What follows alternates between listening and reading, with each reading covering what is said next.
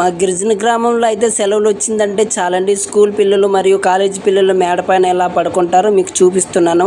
Hello అండి, welcome back to our channel tribal nature vlogs. పెద్దవాళ్ళు అయితే వేరేగా పడుకుంటారు, అలాగే చిన్నపిల్లలు కూడా వేరేగా పడుకుంటారు. గ్రూపులుగా వేరుగా పడుకుంటారు అనమాట.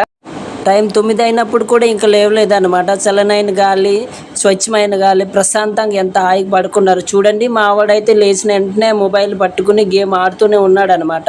చూడండి, వీళ్ళైతే అలా పడుకున్నారు, ఇంకా లేవలేదన్నమాట.